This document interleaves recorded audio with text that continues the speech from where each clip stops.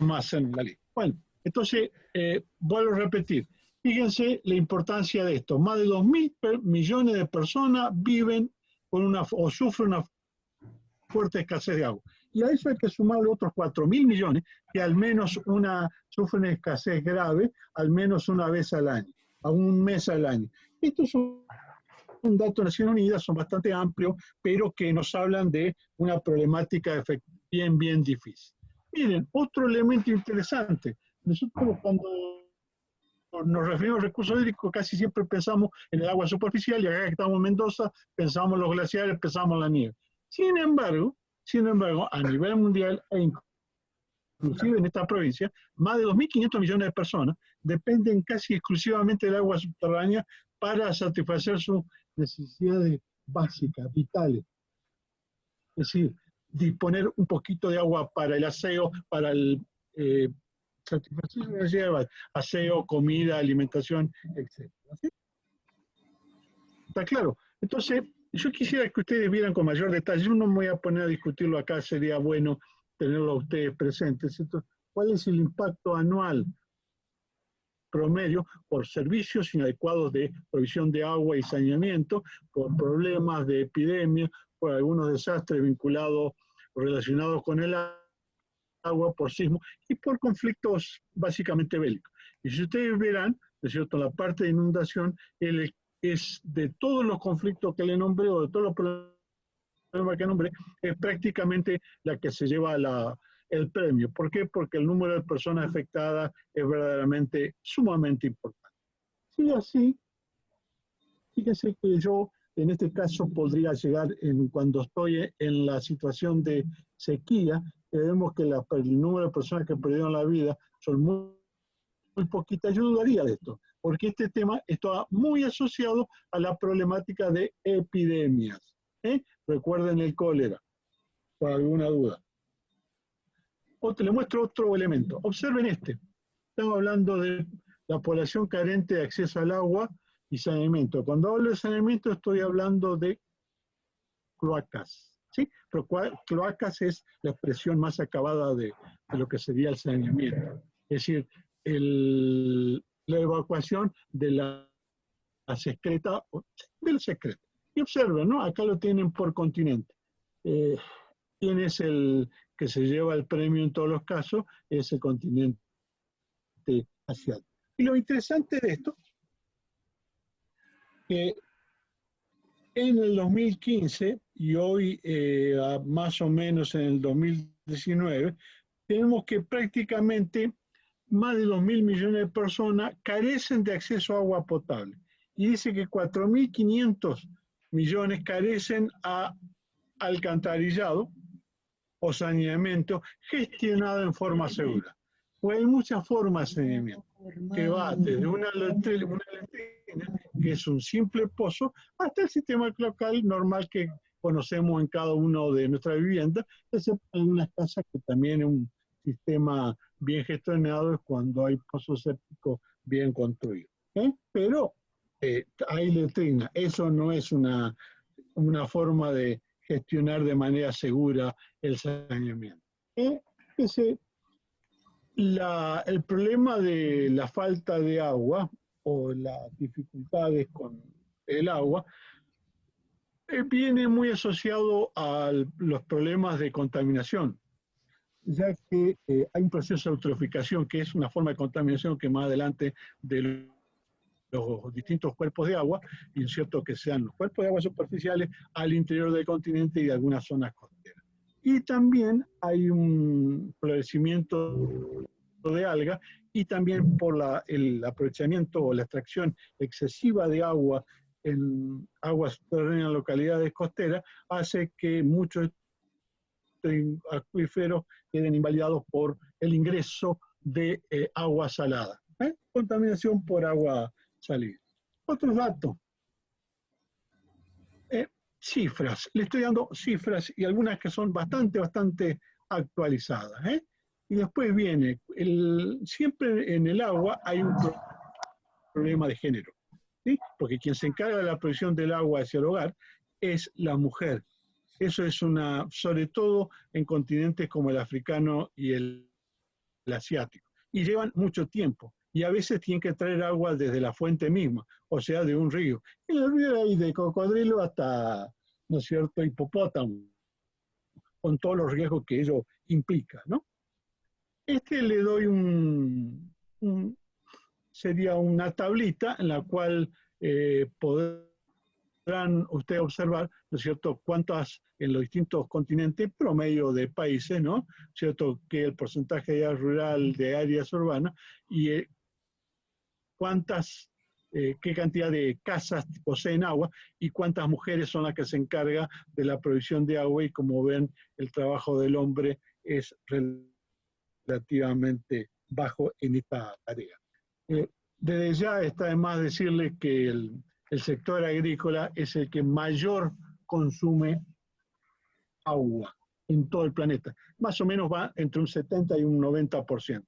En Mendoza es prácticamente, que más adelante le voy a mostrar alguna cifra más detallada, es alrededor del 90%.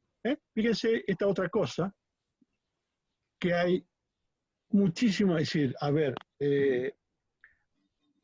los desechos cloacales o los residuos, las aguas negras que provienen de cualquier vivienda, ¿no es cierto?, ¿a dónde van a parar? Así es un sistema cloacal, a un cuerpo de agua abierta. Generalmente se ingresa esa agua de manera cruda, es decir, sin ningún tratamiento.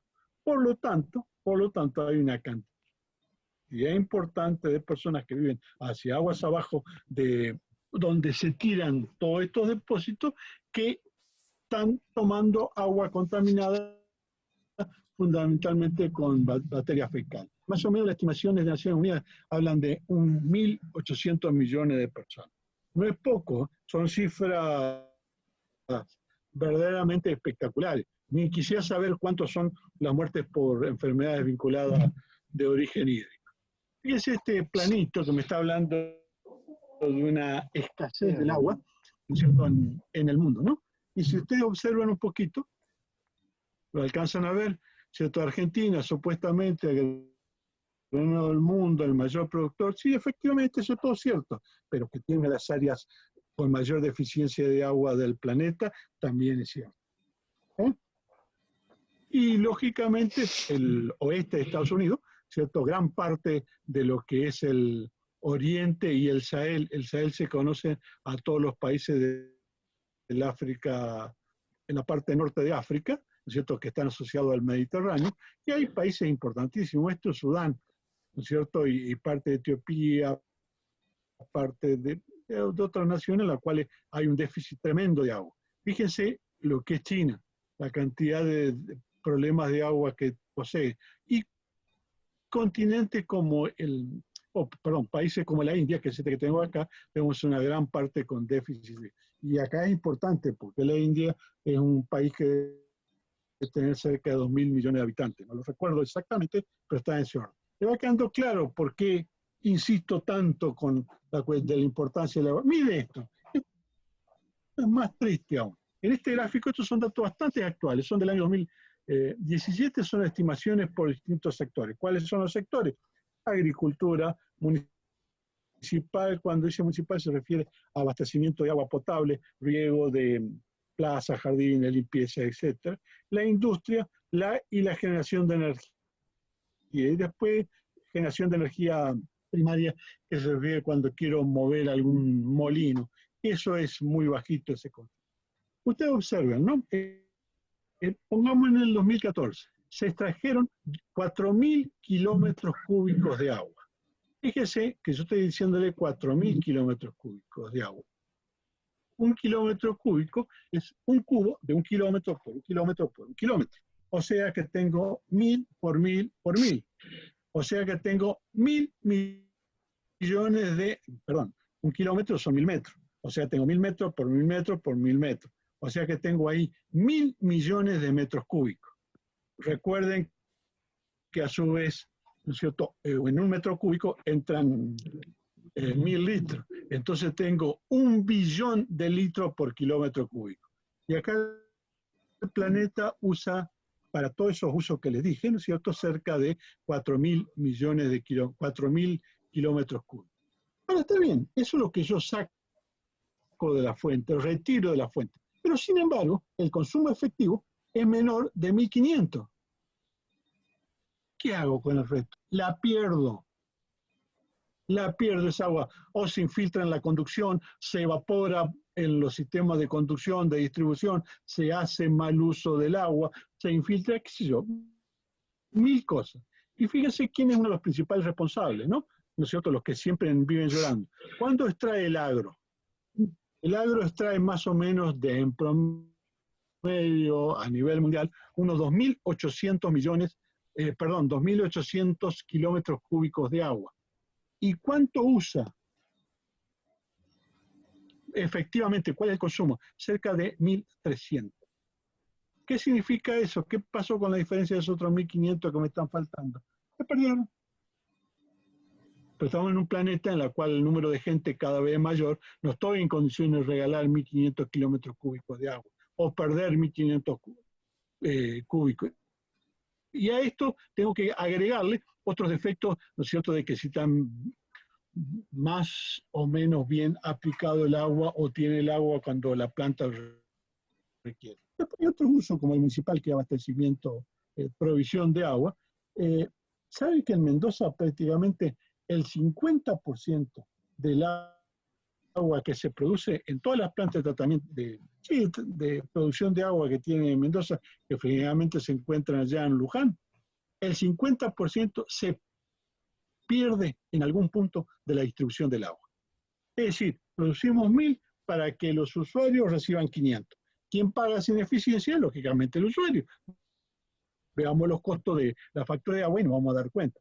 Va entendiendo la problemática de el significado que tiene el agua, lo importante que es el agua y que a veces nosotros estamos pensando en otras cosas que no dejan de ser importantes, pero no tienen esta magnitud. Vean, le muestro otras imágenes.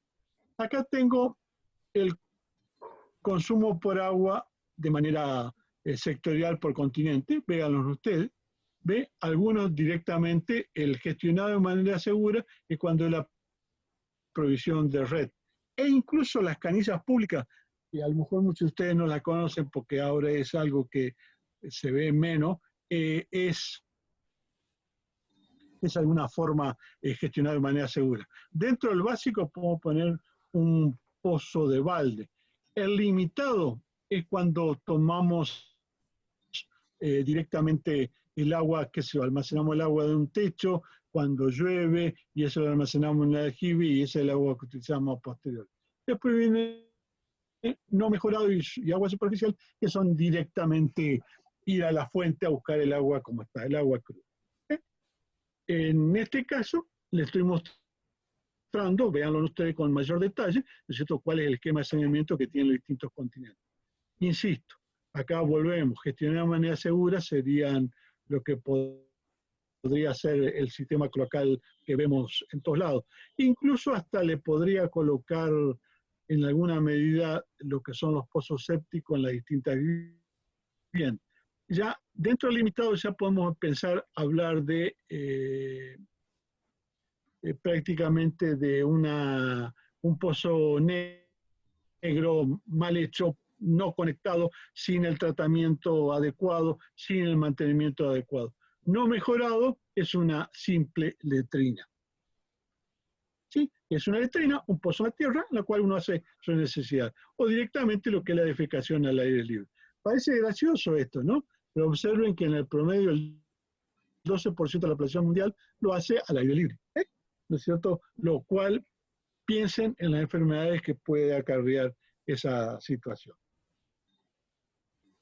Miren acá los niveles de estrés hídrico físico. Entendemos por estrés hidrofísico, es la proporción del total de agua extraída con respecto a la cantidad total de recursos de una región.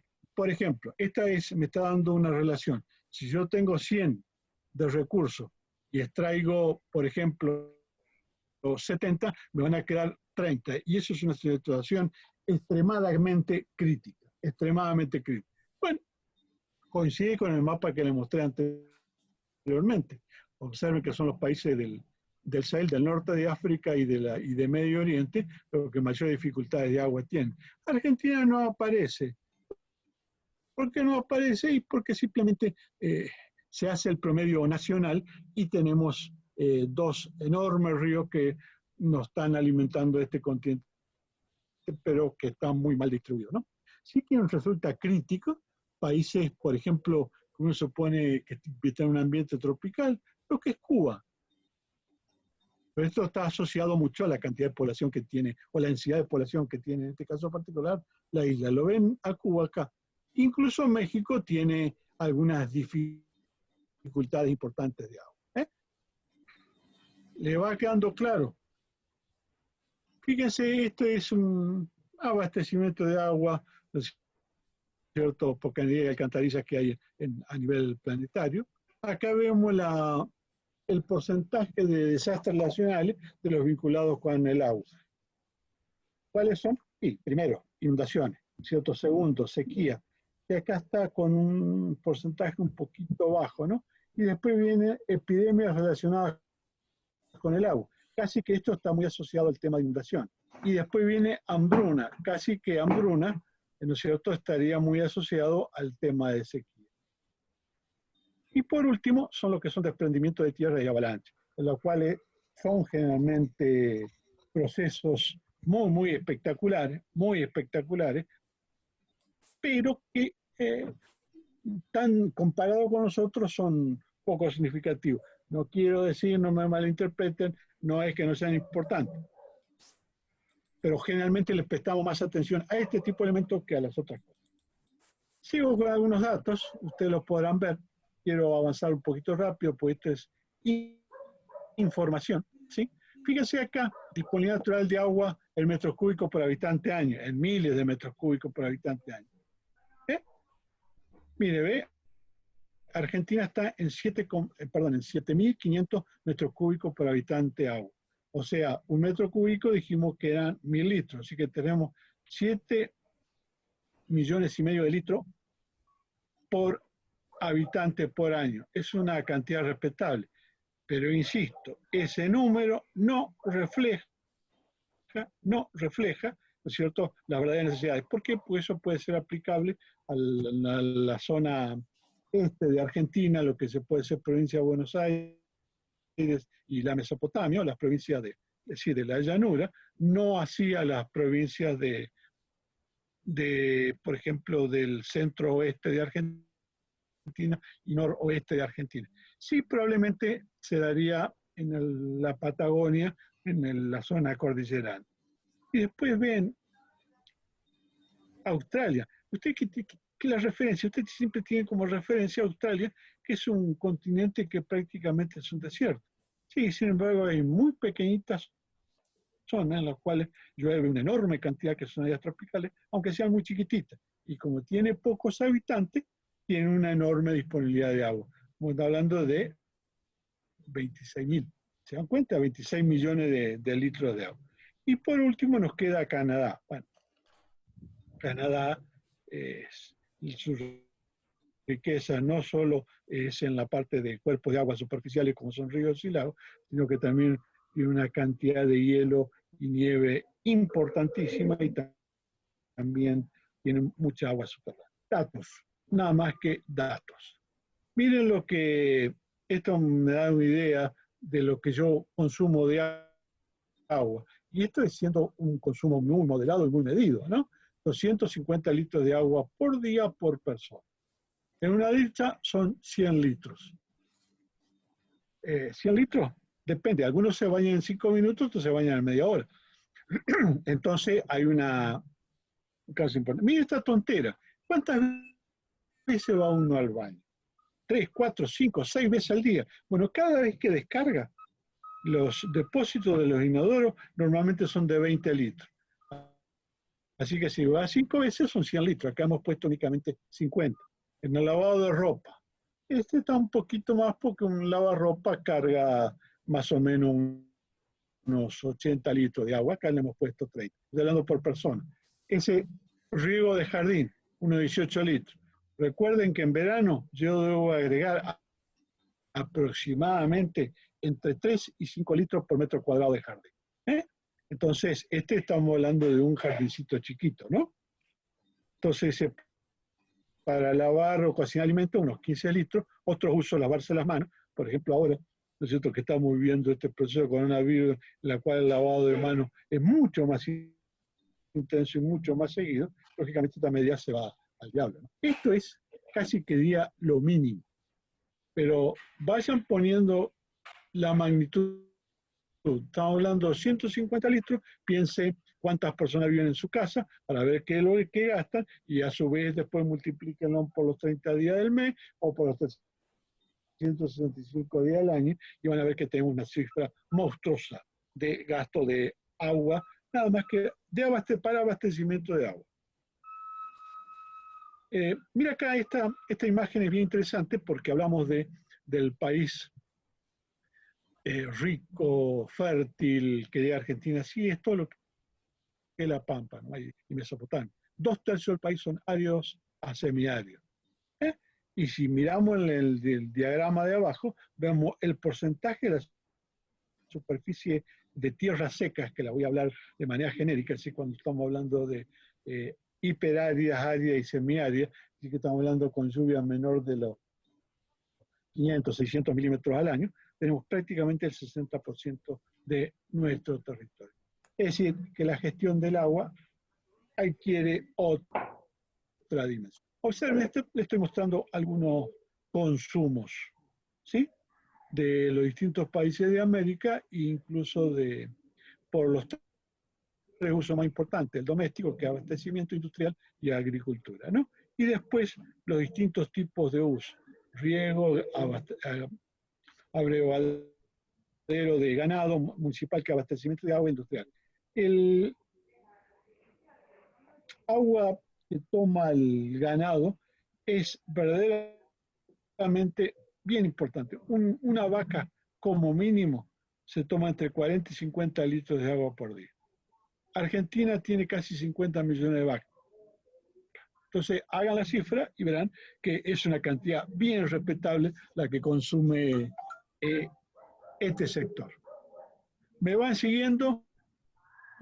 Federico, ¿está claro?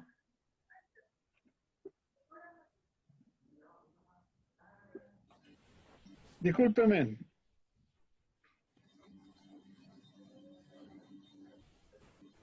Bueno, acá les muestro los distintos países. Esto significa la cantidad de recursos renovables de agua dulce que dispone cada uno de los continentes.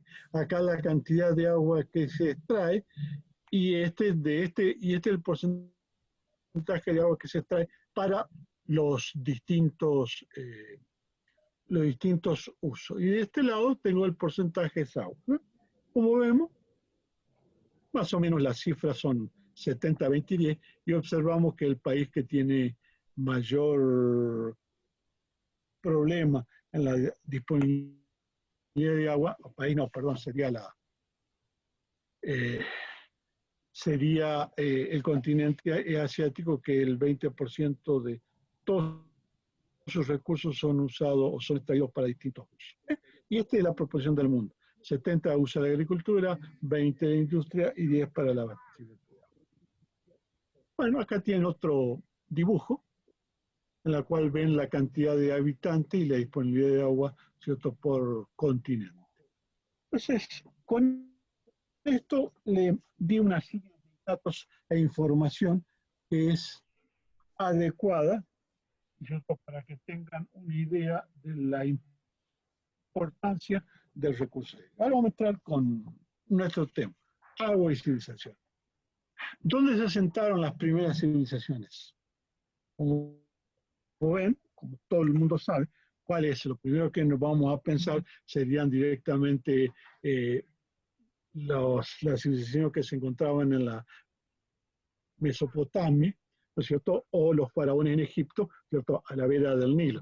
En la Mesopotamia, los dos que hoy son Irán e Irak, ¿no es cierto?, los dos ríos que lo abastecen son el Tigris y el Éufrates, pero también, no estamos olvidando, hubo civilizaciones muy importantes, sobre todo en Oriente, como es el Indo, que está en la India, y el Yangtze, que se encuentra en China.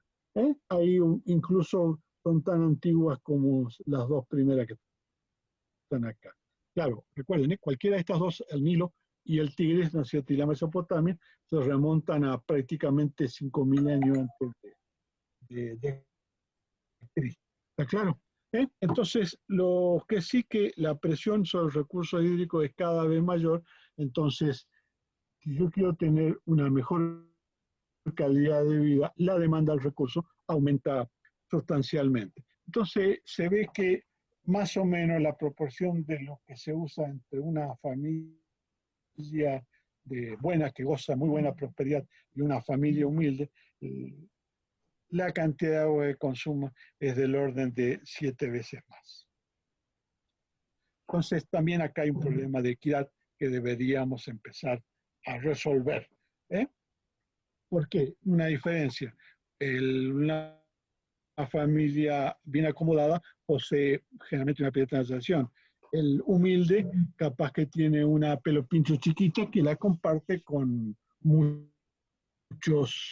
con otros habitantes. En fin, hay distintos aspectos a tomar en cuenta, ¿no? En general, en general, la demanda sobrepasa el nivel sustentable de uso de recursos hídricos. ¿Eso qué trae como consecuencia? Que los sistemas socioproductivos se vuelven más vulnerables. Y si se vuelven más vulnerables, ¿no es cierto?, debido a una falta de eficiencia, equidad y sustentabilidad. ¿Sí?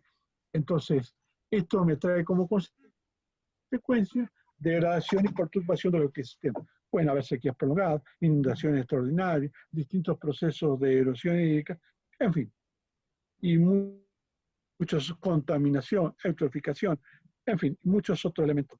Todo esto que trae problemas de nutrición, enfermedad, éxodo de las zonas rurales, crecimiento demográfico explosivo en las zonas costeras, etc.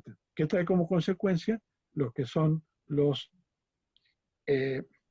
inmigrantes ambientales, ¿no es cierto?, que estos inmigrantes son desplazados de su territorio, donde van a parar al núcleo de grandes ciudades, lo que hace que aumenten los problemas de violencia y los conflictos en la sociedad. Hola, Federico, ¿me escuchas? Sí, sí, sí.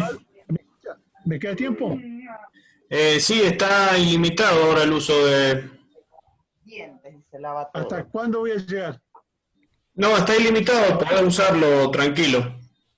Uso tranquilo. Sí. Bueno, Seguramente, yo me imagino, ¿sí?, que los alumnos deben querer saber, bueno, si vamos a tomar parcial, si no vamos a tomar parcial. Todo eso lo podemos aclarar en algún otro momento. De todas maneras va a estar en la plataforma, ¿sí? Porque sí. seguramente se estén preguntando eso si me están escuchando, así que eso vamos a hablar o en consulta, que ya vamos a ver cómo nos ponemos de acuerdo, pero que no se hagan problemas por lo menos hoy. Estamos en proceso de prueba con esto, así que bueno, que nos esperen. Y si hay que repetirlo más adelante, cuando pase el problema de la pandemia, no va a haber problema. Estamos disponibles. Dale. Así que estén tranquilos, estamos disponibles. No voy a bajar el nivel de exigencia. No, no, Le voy no. a dedicar todo el tiempo que sea necesario. No sé si me están escuchando los alumnos. Sí, ellos te escuchan. Bueno, entonces eso es ¿crees a ver, que puede entrar alguien si quiere hacer alguien algún comentario? Bien Como cortito. quieran, no sé si alguien quiere preguntar algo que no sea de lo que has explicado. Sí. O un comentario muy chiquito, muy breve, así no perdemos tiempo. Como quieras. Bueno, pregúntalo.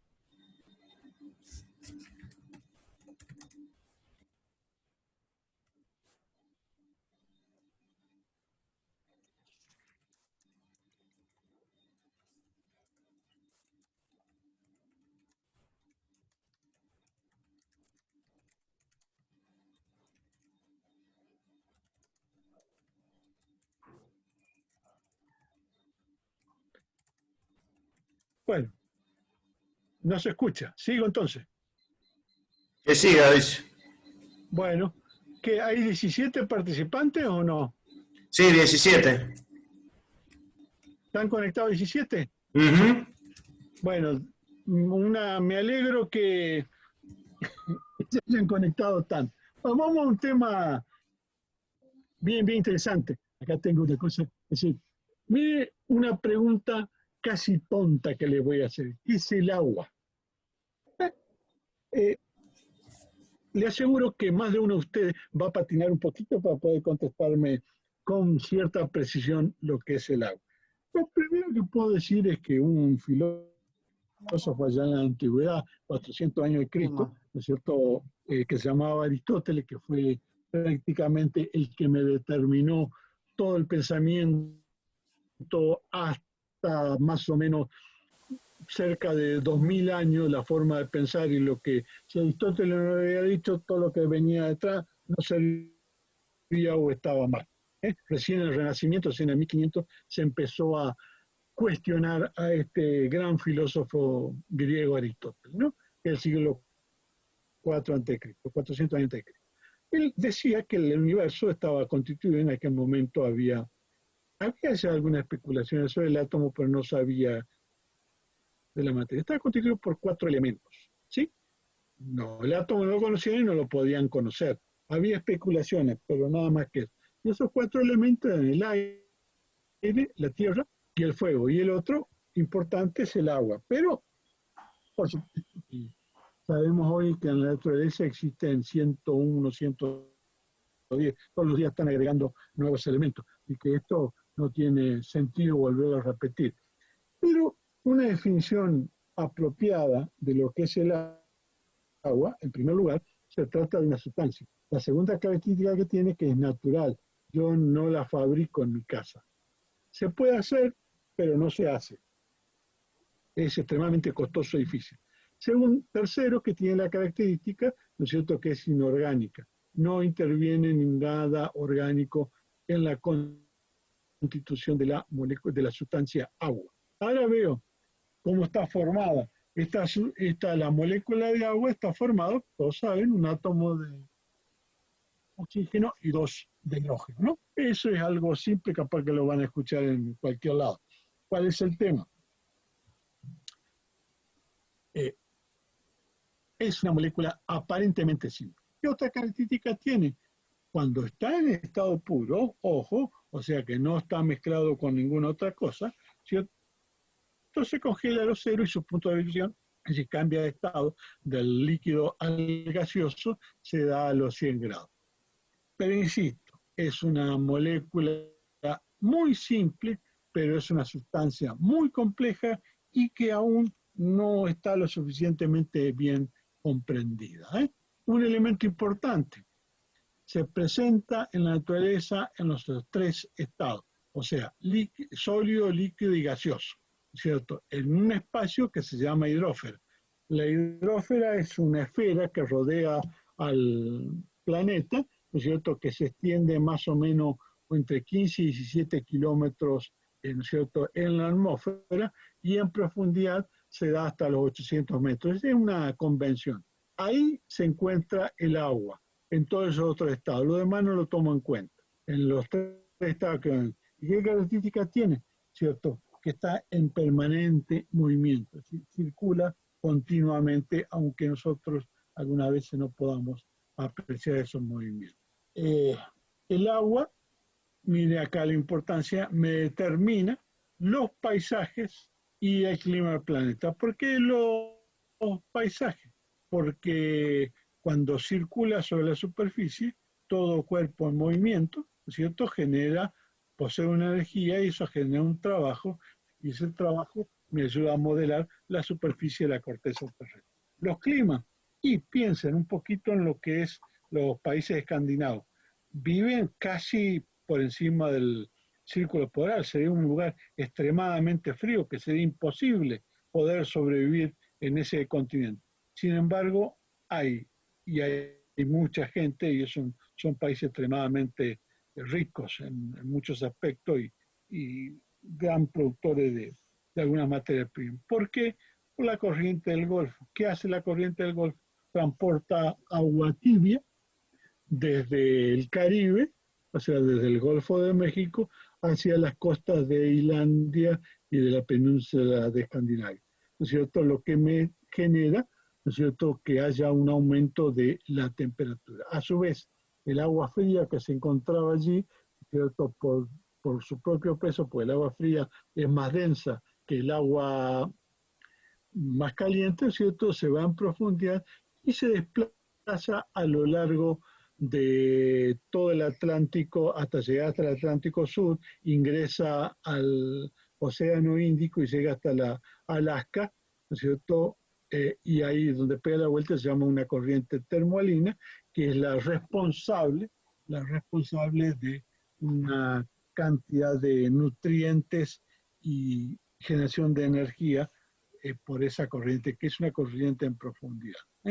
Profundidad, le digo, son varios miles de metros de profundidad. Y después la otra característica que tiene el agua, que es la componente esencial en la estructura de cualquier ser vivo, de cualquier, en algunos más, en otros menos. Por ejemplo, en un niño, en un bebé, digamos, prácticamente más del 80% está formado por agua. Ya en un adulto está en el orden de los 70%, y en una persona, un adulto mayor, un anciano, ya estamos hablando de un poco menos del 70%, entre el 60 y el 70%.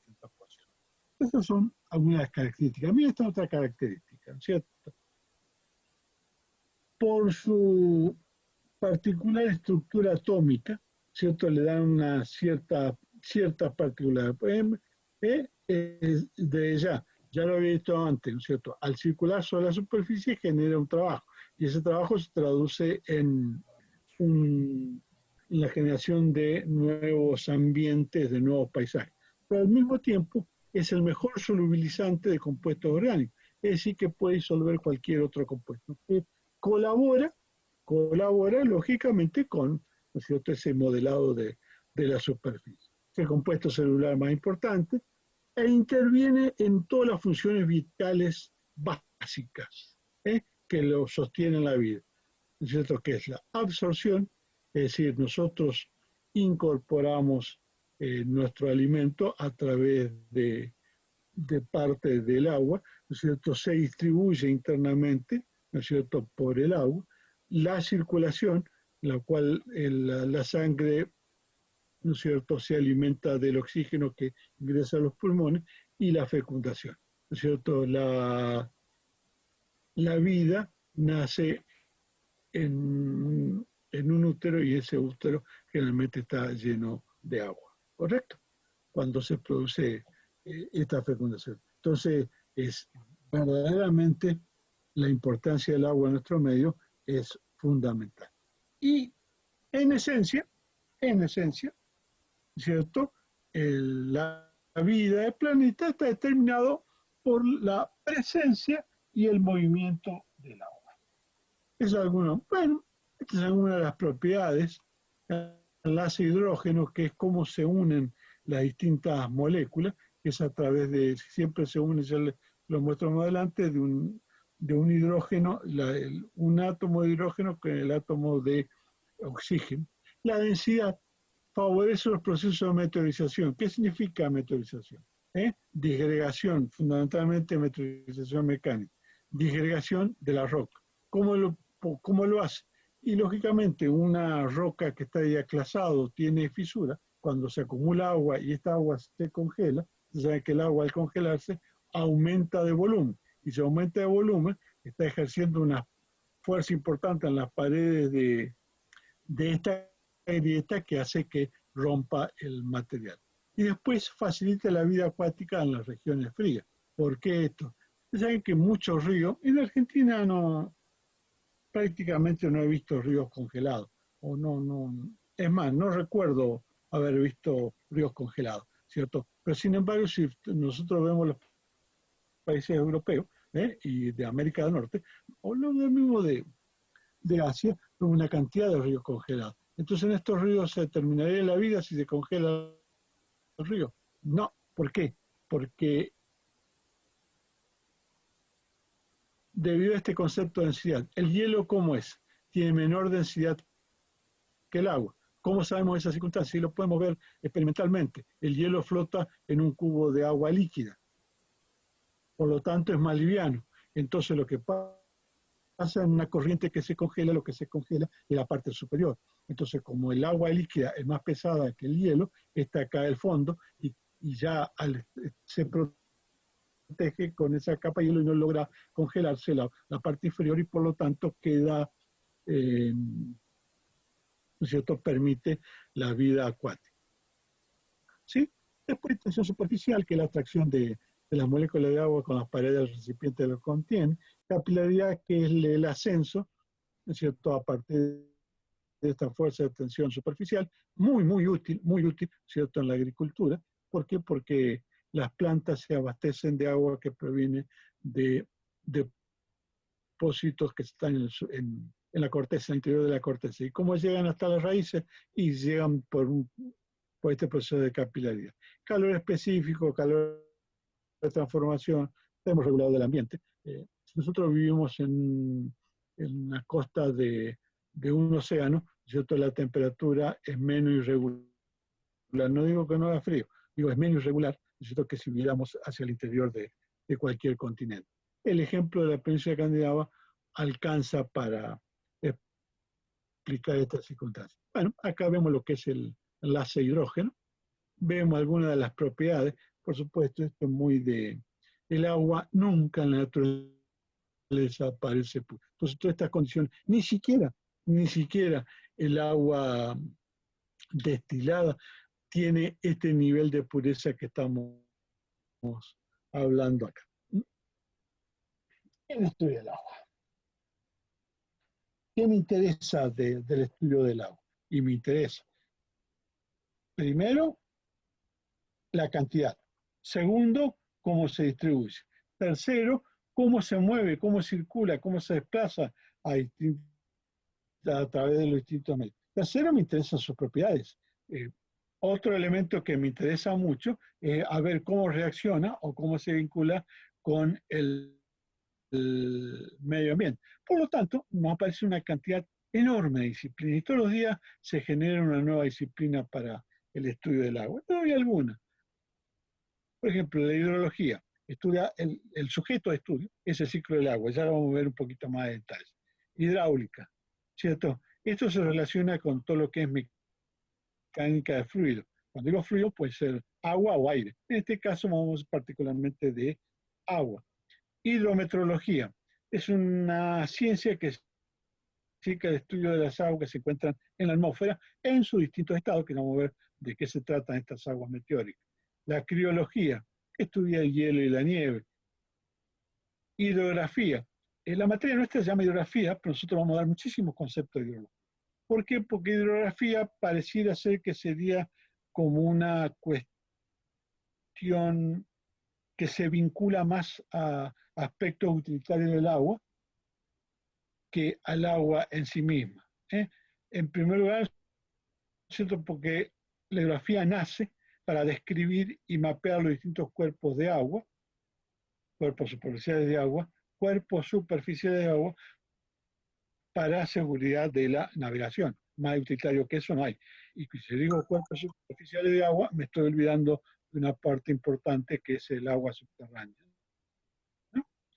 Que, a ver, no le he puesto, se me ha escapado acá una disciplina, la hidrogeología o geohidrología, que es la parte del estudio del agua subterránea. Después tenemos otra asignatura importante, otra disciplina bien importante, que es la hidrometría, que es medición del agua, fundamentalmente de lo que son aguas corrientes. ¿Qué significa esto? Es cómo se mide la velocidad de una corriente, cómo se mide la cantidad de agua almacenada en un reservorio, en fin, esas cosas, que es verdaderamente un aspecto bien complejo y está siempre en desarrollo, sobre todo con las nuevas tecnologías. Estamos buscando siempre nuevas aplicaciones y para mejorar, para que las mediciones sean cada vez más precisas y más exactas. Después viene la potamología, que sí, este es un término que ya prácticamente no se usa, que es el estudio de las corrientes fluviales. Y por último tenemos la limnología, que es el estudio de agua lacustre, de las aguas que se encuentran estancadas, si vemos de alguna forma, estancada, póngalo entre comillas, que sea la de lago o laguna, de pequeño cuerpo de agua, ¿sí? Esta tiene una connotación un poco más, igual que estas dos, ¿cierto? Más ambiental, más ecológica. ¿Y quién empezó a estudiar el agua? Mucha gente. Se sorprenderían la cantidad de gente que hay y desde la antigüedad. Lástima que generalmente nosotros decimos que el conocimiento es acumulado y esto tardó mucho tiempo en acumularse. Le doy algunos datos. Simplemente he puesto algunos, pues si no se van a lo que se...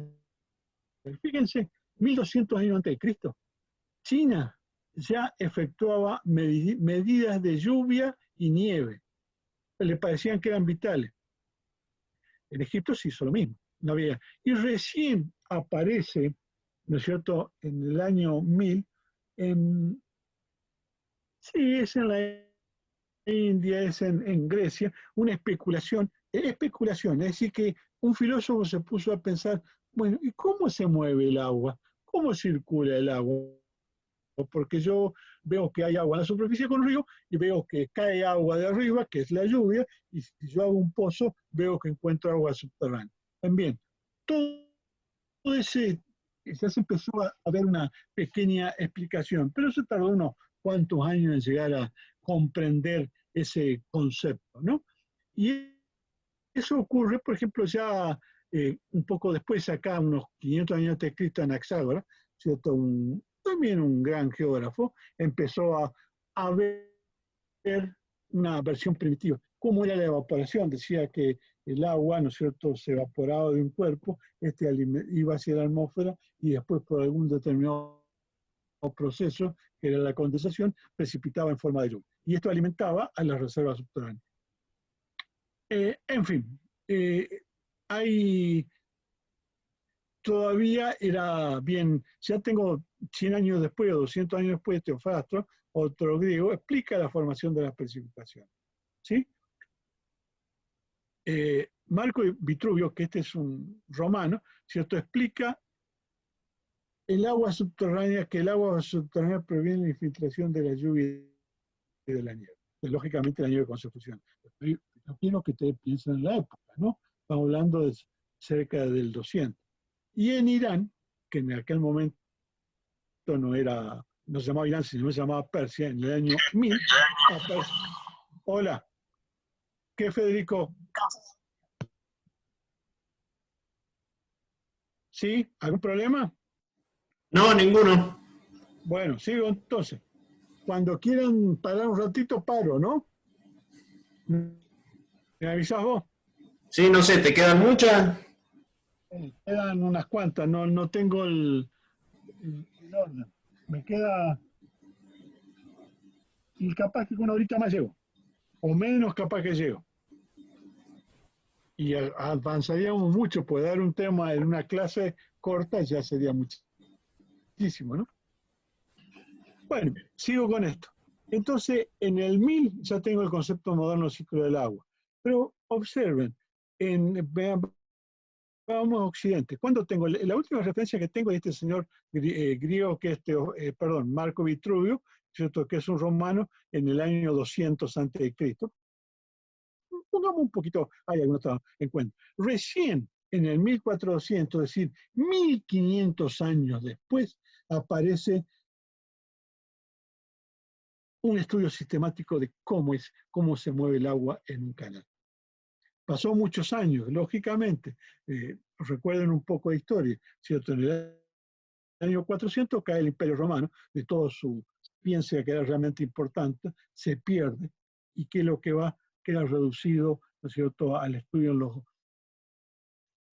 los conventos. En los conventos únicamente se respetaba la palabra del que tenía lo que decía el señor Aristóteles, que lo dijo hace 1000 años atrás, o 500 años atrás, y no más cosas, y en la época de oscuridad del planeta, que es cuando hablamos de la Edad Media, que no hay ningún avance.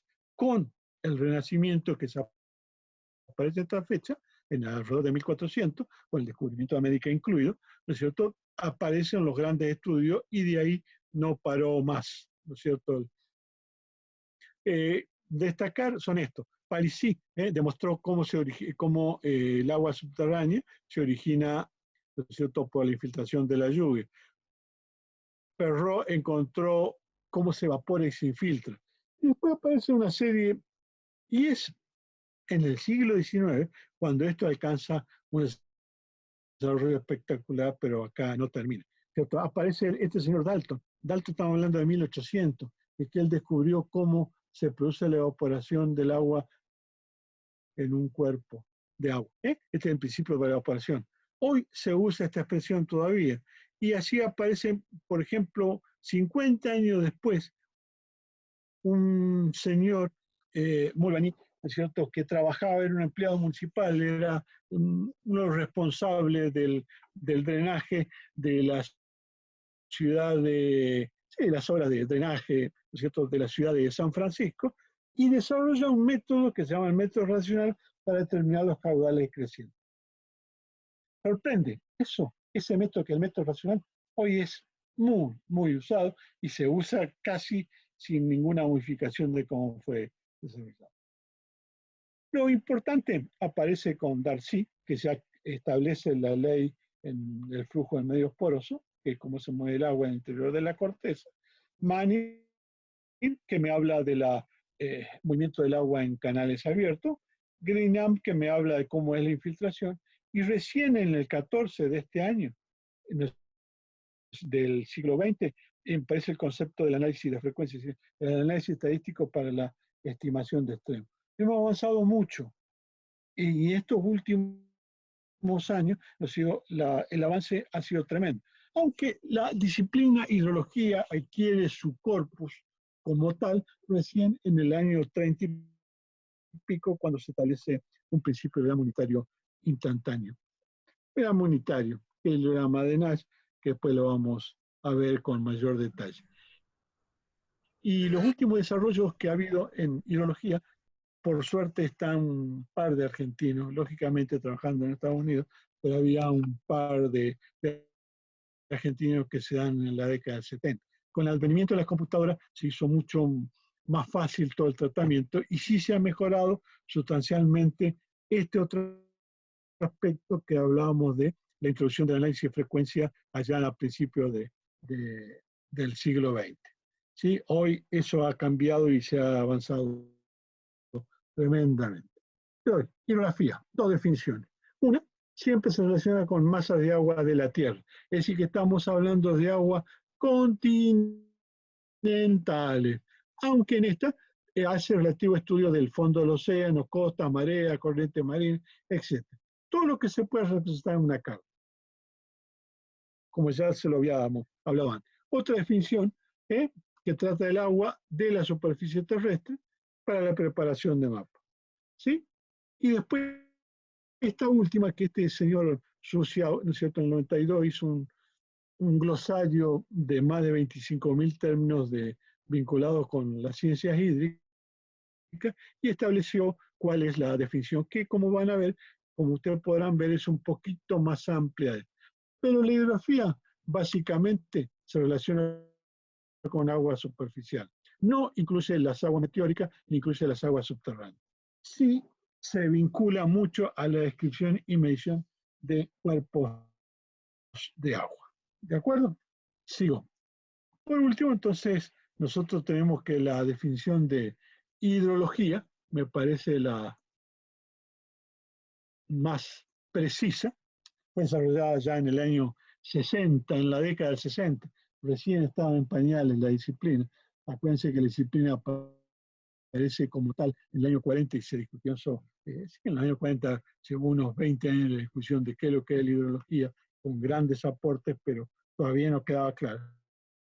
Entonces, el Comité Hidrológico para el Diseño Hidrológico Internacional definió hidrología que es el uso actual.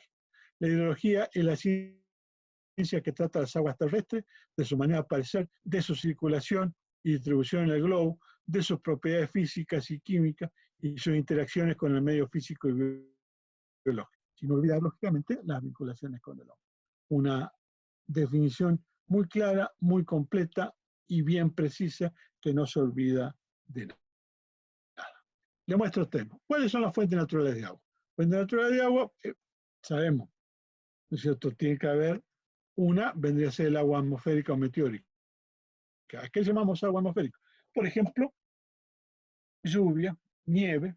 Cuando la lluvia cae, ¿no es cierto? Lo puede hacer, el granizo que también cae, ¿cierto? Lo puede hacer, puede al llegar a la superficie, si se encuentra con una superficie que está sobreenfriada, es decir, con una temperatura inferior a la temperatura de la atmósfera, se genera una capita de hielo. Y la humedad se vincula con el vapor de agua que está presente siempre en la atmósfera, ¿no? En algunas veces más, otras veces menos. Aguas superficiales. Las aguas superficiales son las que están sobre la superficie de la corteza. Las clasificamos en líquidas y sólidas. Dentro de las líquidas podemos establecer lo que son corrientes, o sea, todo lo que son ríos, arroyos. Acá quiero hablar, yo digo causas, corrientes de agua, directamente. No hay ninguna diferencia entre lo que es un río y un arroyo. Que quede claro. Esos son conceptos más regionalismo. No puedo decir el río es más grande que el arroyo o el arroyo. ¿Por qué? Porque si lo traigo un arroyo de la Mesopotamia, parece un río en Mendoza. Y lo que es el río Mendoza, yo diría que es un río en la Mesopotamia. Entonces no hay una diferenciación. Simplemente son costumbrismo. Y la estancada de las aguas líquidas superficiales estancadas se relaciona con lagos, ¿no? Mares, océanos, cuerpos de agua. Pues tenemos la sólida. También hay sólidas que se encuentran en movimiento, que son los glaciares, o bien tenemos las que están estancadas, que son la nieve, cuando se deposita en, ¿cierto?, un campo de nieve, hielo continental, serían un ejemplo de eso. Y por último tenemos las aguas subterráneas. Las aguas subterráneas tenemos de dos tipos. Las de infiltración y las profundas. La infiltración es el agua que llega a la superficie de la corteza por algún mecanismo, penetra en el interior de ella. Entonces da lugar a la humedad de la parte superior de la corteza, que yo puse humedad del suelo, pero no me quiero adelantar, pues eso lo vamos a ver con más detalle más adelante, ¿sí? Y esta a su vez da origen al agua subterránea, que se acumula en acuíferos. El acuífero es una formación geológica que por sus particularidades granulométricas y de tamaño de las partículas que lo conforman, tiene la capacidad de almacenar agua. No simplemente de almacenar agua, sino también de proveer agua. Y después tenemos las aguas subterráneas profundas, que ya son raras, que ya generalmente no participan del ciclo hidrológico, y son las aguas fósiles, aguas juveniles. Dentro de las aguas fósiles son aquellas que se encuentran a muy profundas, por debajo de los 800 metros. Y dentro de las aguas juveniles tenemos las magmáticas. Por ejemplo, ustedes saben que un volcán está conectado con el magma a través de una chimenea, que el magma se encuentra en un depósito a una cierta profundidad. Bueno, dentro de esta oquedad, para llamarlo de alguna forma, ¿no es cierto?, hay vapor de agua. Ese vapor de agua se condensa sobre las paredes y da la formación de algunos pequeños depósitos de agua, que son las magmas. Por otro lado, tengo las de síntesis o regeneradas, también se llama, es que a través del ingreso del oxígeno atmosférico y el hidrógeno que proviene de la corteza, se mezclan a gran profundidad, ¿cierto?, y agua. Fuertes presiones y dan origen a el agua. ¿Sí? Que podríamos generar un laboratorio, pues es extremadamente complejo. Hay agua en el universo, en el planeta. ¿Cuánta agua hay? Porque hasta ahora lo que sabemos es que prácticamente agua en el planeta no existe. Sí, señores, existe una cantidad relativamente importante, bien importante. Cerca de entre 1 y 10 partes por millón de la masa del universo, o sea, del peso de todo lo que tiene el universo, ¿cierto?, es agua. Cuando digo una parte por millón, me estoy refiriendo, por ejemplo, una tonelada son 1000 kilos. ¿De acuerdo? Un gramo tiene, perdón, 1 kilo tiene 1000 gramos. En consecuencia, una tonelada tiene 1 millón de gramos. O sea que por cada millón de materia de universo existe 1 gramo, entre 1 y 10 gramos de agua. Es poco o mucho. ¿Dónde está presente? Está presente en muchas partes. En primer lugar, generalmente aparece como vapor, forma pequeñas nubes o nubes en el espacio sideral. Sí, Federico. En otros casos aparece como hielo.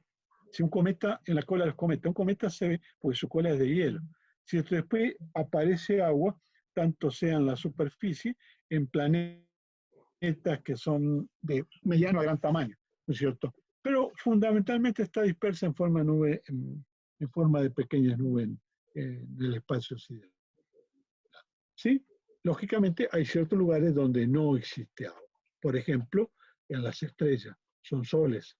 ¿Por qué? Pues la temperatura de estas son varios miles de grados, o en algunos casos millones, ¿no es cierto?, que hace que se disocie la molécula de agua. Tampoco hay agua en los, por ejemplo, en el cinturón de asteroides que tiene nuestro sistema solar. Sí, Federico, ¿llamás? Hola.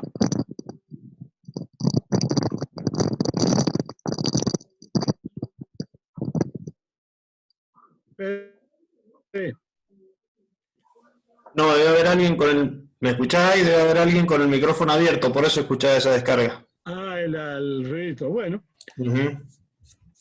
vuelvo a pedir disculpas. Esto no es lo mejor. Ya supongo que estar bastante aburrido de escucharme, pero ya nos queda poco para terminar acá.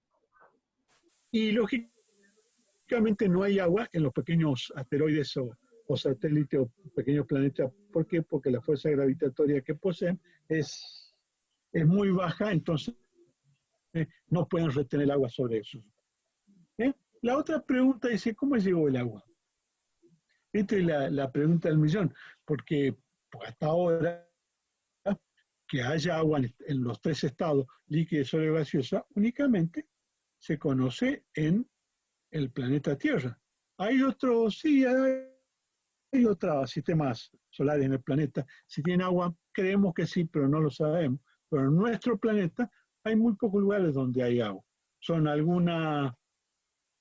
Europa, una luna de Júpiter, puede tener agua. En Marte, por ejemplo, que se creía que en los casquetes polares había agua, no es así. Los casquetes polares que tiene Marte no son de agua, sino son de anhídrido carbónico. No sé si en profundidad hay más, no, eso se desconoce. Pero son temas de estudio. Se encontraron algunos vestigios hace relativamente poco en algunos cráteres de la Luna. Pero todo esto queda en materia de especulación. Todavía no hay información bien concreta. Entonces, ¿por qué hay agua en el planeta? Bueno, entonces tenemos que contar toda una historia. Hace unos cuantos millones, miles de millones de años, en la cual todo el sistema solar estaba constituido por, prácticamente se había evaporado, así que era vapor de distintos elementos, ¿cierto? Toda su materia está evaporada en una etapa extremadamente caliente. Por alguna razón, ¿cierto?, comenzó un proceso de enfriamiento. Y en el interior de esa gran nube que constituía el planeta, el sistema solar, ¿no es cierto?, había una serie de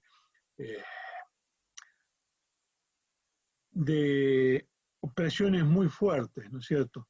Entonces, ¿qué es lo que pasaba con eso? Esa presión muy fuerte empezaron a dar una serie de compuestos químicos. Los compuestos químicos que se logró es el vapor de agua, el otro es el gas metano, el otro es el amoníaco, que es NH, nitrógeno, hidrógeno, 3 moléculas de hidrógeno. Todo eso mezclado, ¿no es cierto? Después, ese polvo interestelar empezó a enfriarse y al enfriarse se fue aglomerando entre sí. Y si se fueron aglomerando, empezaron a constituir cuerpos de lo que se llamaban planetas, o ya los granos eran tan grandes que eran planetas. Entonces, Pero recuerden que dentro de la nube y dentro de esos granitos, por decirlo de alguna forma, había moléculas de vapor de agua. Entonces, la cantidad de agua, entonces la composición de esos cuerpos planetarios dependía de la distancia del Sol.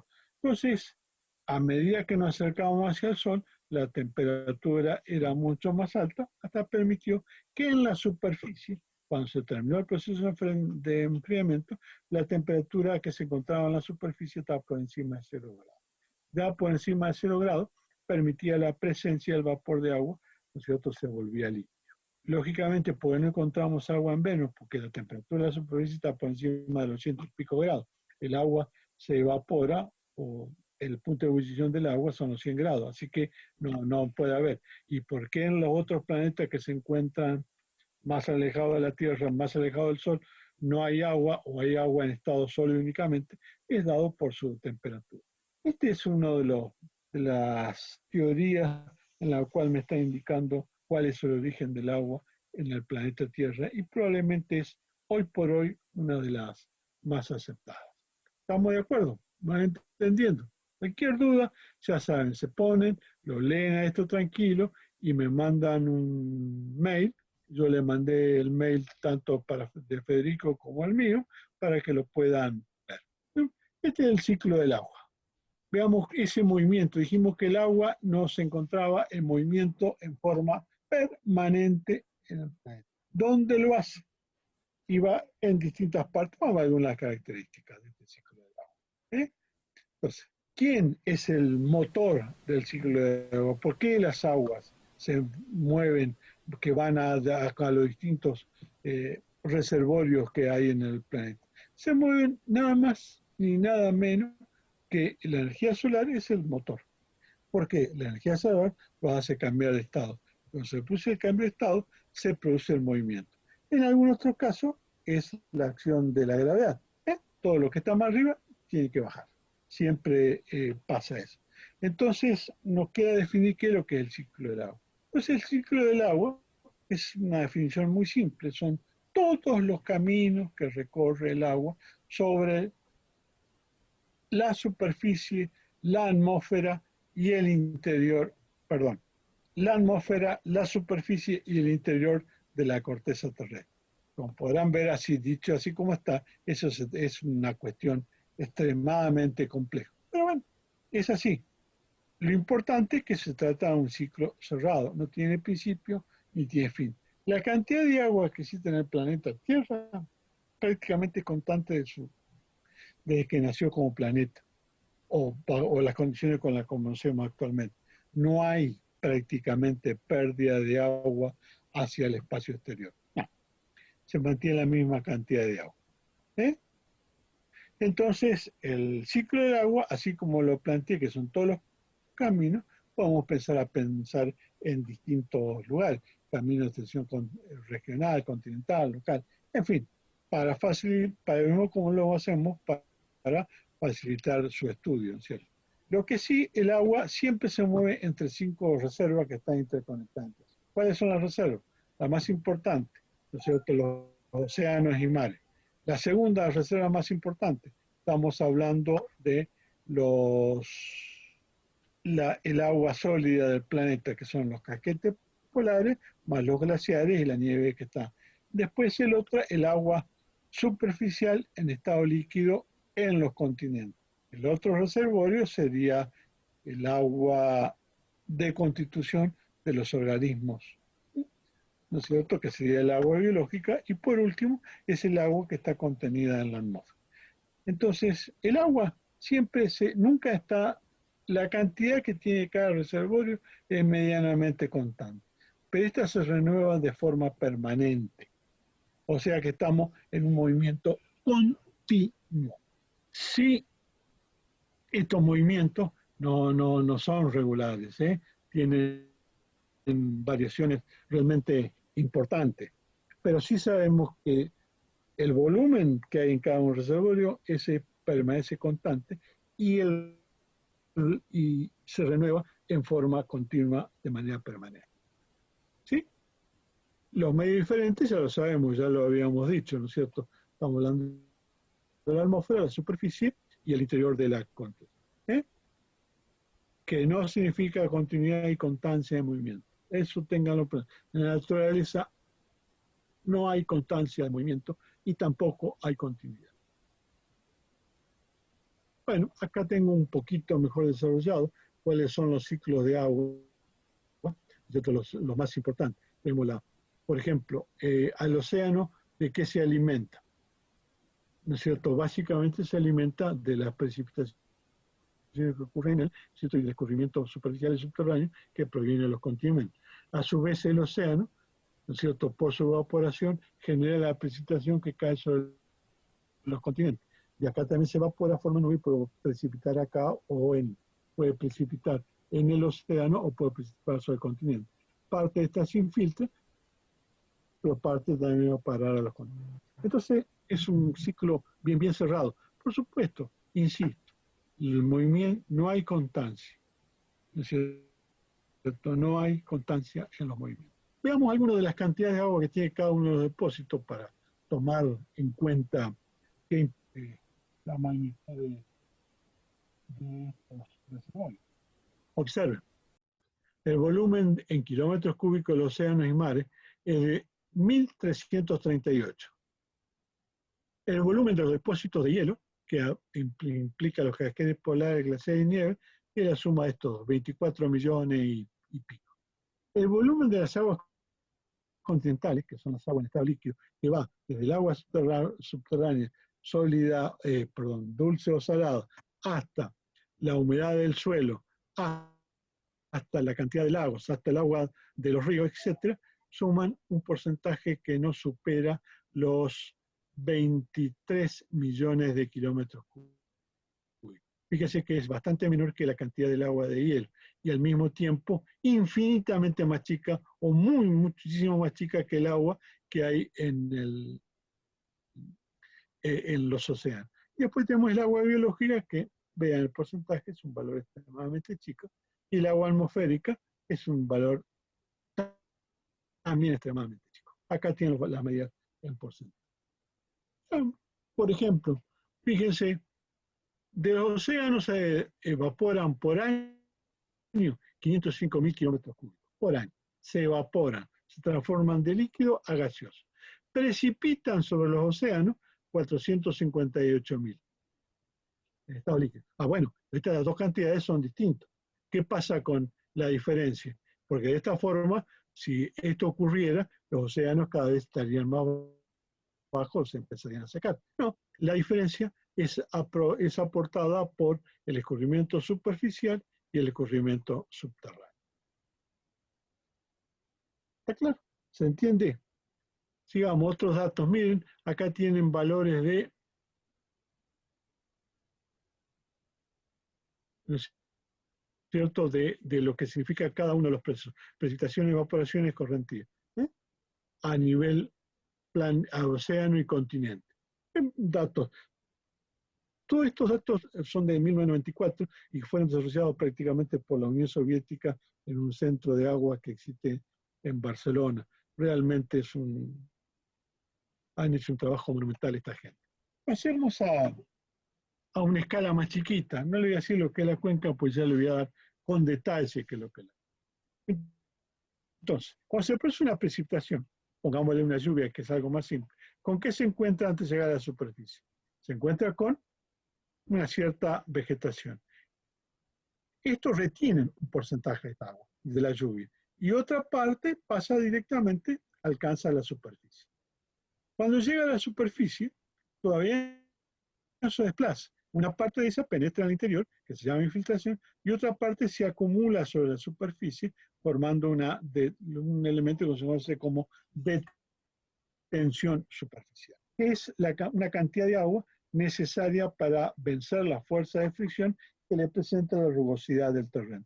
Y después empieza a ocurrir y se transforma en escurrimiento subterráneo.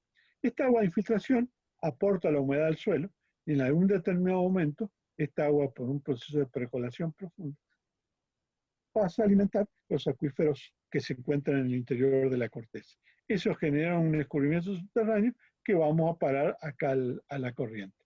También al circular sobre la superficie, nos encontramos con pequeñas depresiones, donde se acumula agua, y esto se llama almacenamiento en depresiones. También de estos sitios donde se produce la evaporación, como el agua que se encuentra almacenada acá. ¿Sí? Por otra parte de esta agua que se infiltra al desplazarse por el interior de la parte superior de la corteza, puede que aflore en un punto de cota inferior, o sea, que esté más bajo de donde se infiltró. Entonces ya se incorpora al escurrimiento superficial. Como ese se denomina escurrimiento subsuperficial. Como podrán ver, es bastante complejito el tema, ¿no? Entonces acá tenemos flujos y almacenamientos. Entonces, en algunos casos son más importantes los flujos, en otros casos son más importantes el almacenamiento. ¿Cuáles son los almacenamientos que tenemos? El volumen de intercepción en la copa de la vegetación. ¿Sí? ¿Cuál es el otro? El de detención superficial que le había nombrado. ¿Cuál es el otro? Es el almacenamiento en las depresiones del terreno. ¿Cuál es el otro? El almacenamiento con humedad en la parte superior de la corteza. ¿Cuál es el otro almacenamiento? El que pasa a formar almacenamiento en el acuífero, que después se transforma en escurrimiento subterráneo. Mientras que los flujos son la precipitación, la evapotranspiración evaporación y transpiración que van en sentido contrario, la infiltración que penetra, ¿cierto? La percolación, que es esta misma agua de infiltración que se vuelve en profundidad, el escurrimiento superficial y el escurrimiento subsuperficial.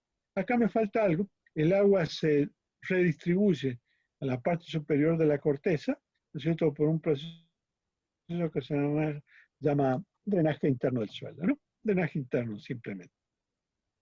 ¿Queda claro? Ven, este es el ciclo del agua. Tiene algunas características. Hay un ciclo, ¿sí? Es una sucesión de transferencias y acumulaciones, flujos y almacenamiento en distintos medios. Los flujos entre almacenamiento, la principal característica de la naturaleza, nada irregular, es la falta de regularidad. Y es el vehículo fundamental para el transporte e intercambio de nutrientes. Lógicamente, ya habíamos hablado que el movimiento del agua sobre la superficie genera una energía que se traduce en trabajo, traduce en modelado de la superficie. Bueno, acá vienen algunas cositas raras, dice, se llama equilibrio del agua. Se relaciona con el estado en que se encuentra la naturaleza, la influencia que pueden implicar. Acá tenemos algunos organismos típicos. ¿Cómo se mantiene el equilibrio en un cuerpo humano? ¿Qué es lo que pasa cuando, ¿no es cierto?, existe mucho calor? ¿Cierto?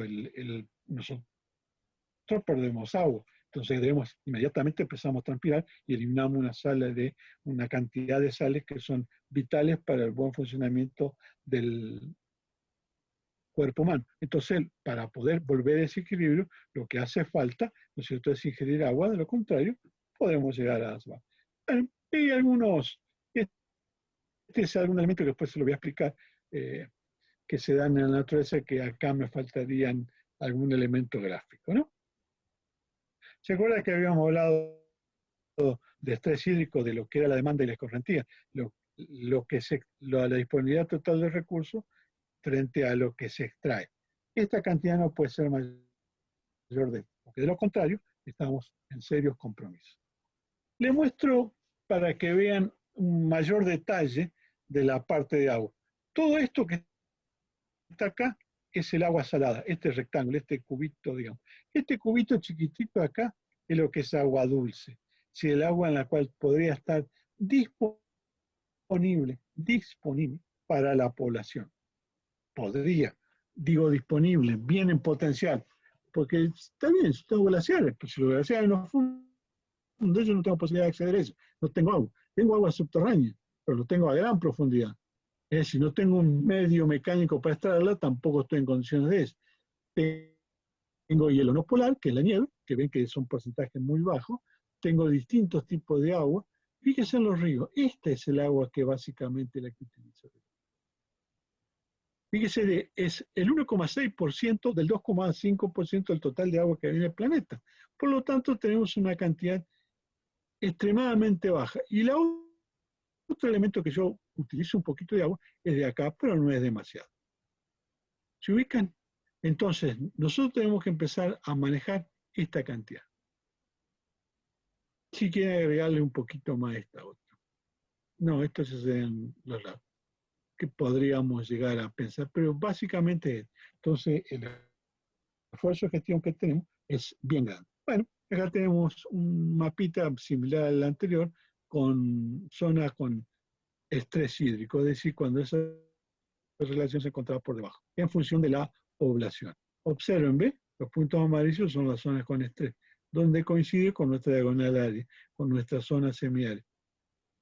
Acá no hay estrés hídrico porque cuando estamos en un área seca como es la Patagonia, porque no hay prácticamente población. Bueno, con esto he llegado al final y hemos terminado el primer tema. Yo pretendo que lo lean tranquilo, que tomen las dudas y después las dudas las pueden enviar y vamos a ver cómo se las contesto. ¿Estamos de acuerdo? Señores, ha sido un gusto y espero y gracias por la paciencia de haberme escuchado prácticamente 2 horas y pico hablando de este tema y ustedes calladitos la boca sin poder meter ninguna cucharita para ahí para decir, no, si no estamos de acuerdo con esto, me parece bien o quisiéramos hablar más. Bueno, señores, nos vemos el miércoles. Hasta luego. Federico, ¿cómo estás? Bien. ¿Cansado?